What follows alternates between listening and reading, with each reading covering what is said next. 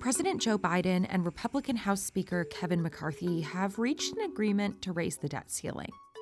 We still have a lot of work to do, but I believe this is an agreement in principle that's worthy of the American people.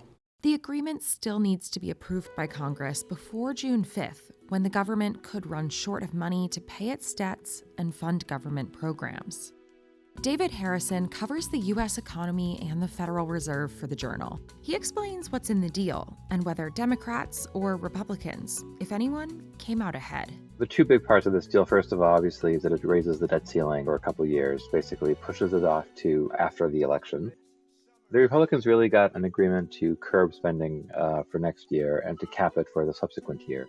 This is a deal is good news, I believe you'll see, for the American people.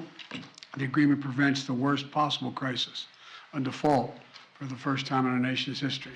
There are a lot of other smaller things. There's new requirements that people on food stamps either are employed or are enrolled in some kind of program, and some provisions to streamline or make it easier to get energy projects approved. President Biden has delivered a result that avoids a catastrophic default that prevents us from our economy crashing. Democrats got spending cuts that were not nearly as deep as the Republicans had initially put forward. Now comes the next phase, which is Speaker McCarthy has to sell this deal to his members, to the House Republicans. We did a conference call with our conference, and over 95% were overwhelmingly excited about what they see. A number of the more conservative members of the House GOP caucus have come out in opposition to it, calling it a disaster, some calling it appalling, basically saying that McCarthy gave up too much to Democrats to raise the debt ceiling. Likewise, on the Democratic side, some of the sort of more progressive Democrats are very concerned about things like the work requirements for aid programs, some of the spending cuts. Terrible policy.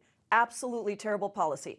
Does not reduce spending. Actually, by some estimates, creates a burden on administrative spending that is actually worse for the overall cost of a program like that. This bill is going to have a rough ride on Capitol Hill. We've already heard from some folks on the right and on the left who oppose it. And so now the question is whether there'll be enough in the middle to carry it through. We know at any time when you sit and negotiate within two parties that you got to work with both sides of the aisle. So it's not 100% what everybody wants, but when you look, the country is going to be stronger. We have a June 5th deadline to raise the debt ceiling, according to the Treasury Department. If Congress does not raise the debt ceiling by then, the government could quite literally run out of money to pay its bills. I strongly urge both chambers to pass that agreement. Let's keep moving forward on meeting our obligations and building the strongest economy in the history of the world.